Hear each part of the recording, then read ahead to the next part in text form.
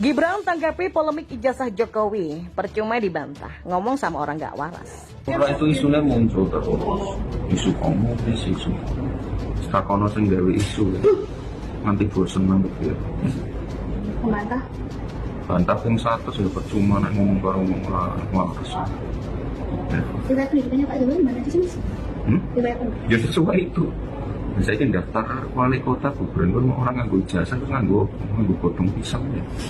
Kalau berkenaan dengan ijazah S1, ya kita memang cek secara mendalam, memang data-data yang ada, memang asli dan prosesnya memang masuk tahun 80, lulus tahun 85, dia mengerjakan studi, mengerjakan skripsi juga, semuanya ada.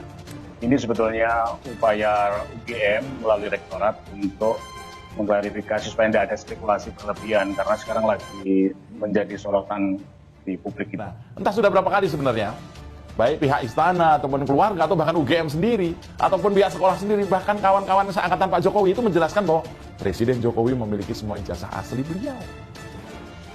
Soal membuktikan ijazah dari SD sampai kuliah itu kan bukan persoalan sulit. Masih hidup semua saksinya, kampus dan sekolahnya juga masih berdiri. Samperin aja ke lokasinya, bos.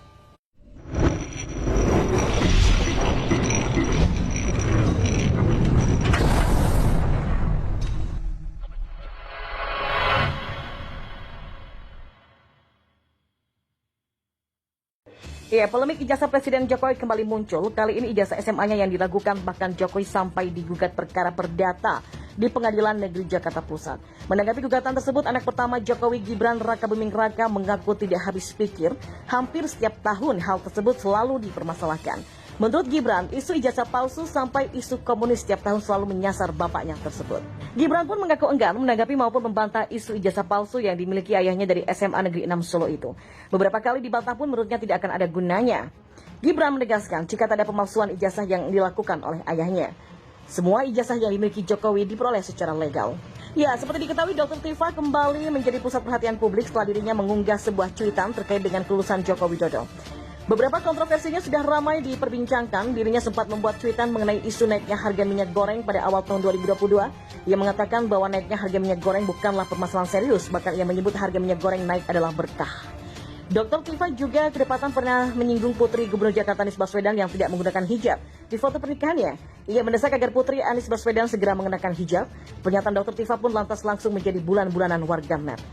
Ya, kontroversi Dr. Tifa yang baru-baru ini dilakukan yaitu mempertanyakan status sarjana Presiden Jokowi dengan menyoroti foto wisuda Presiden Jokowi. Ya, semoga Jokowi sang presiden tidak pernah mengakui ini sebagai foto wisudanya ya, kata Dr. Tifa. Dan sebagai dokter yang lulus matkul anatomi 15 SKS pasti tahu dong hidung, bibir, dan gigi di foto sebelah kanan adalah milik dua orang yang berbeda. Kalaupun Pak Jokowi adalah lulusan asli UGM pasti punya foto wisudanya sendiri, ujarnya. Dr. Tifa tersebut kembali mencuri perhatian warganet, bahkan tidak sedikit warganet yang memberikan kritik tajam pada Dr. Tifa. Sementara Iwan Fals kembali menyoroti soal isu terkini yang ramai menjadi perbincangan publik, yaitu kini ia menyinggung dugaan ijazah palsu Presiden RI Joko Widodo yang banyak diperbincangkan belakangan ini. Dalam cuitannya, pelantun bongkar itu mempertanyakan kebenaran serta kejelasan di balik dugaan ijazah palsu tersebut. Apalagi nih, heboh ijazah palsu presiden. Maksudnya gimana?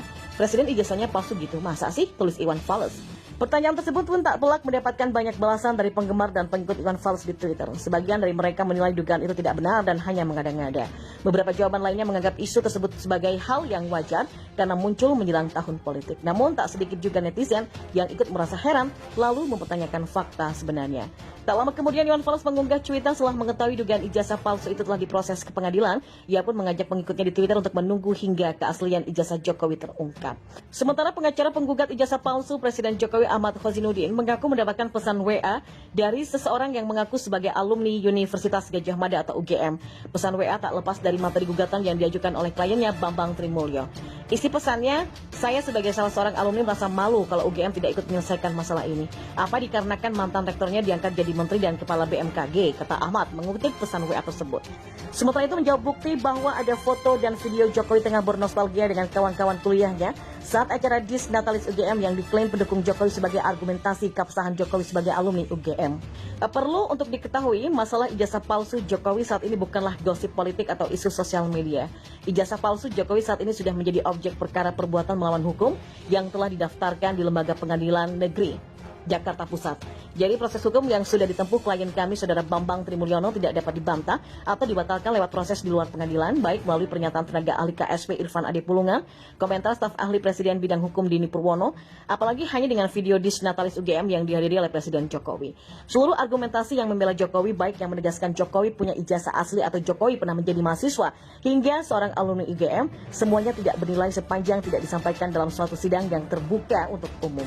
Sebab majelis hakim hanya akan memeriksa bukti-bukti yang dihadirkan di pengadilan dan hanya mempertimbangkan fakta hukum dalam persidangan.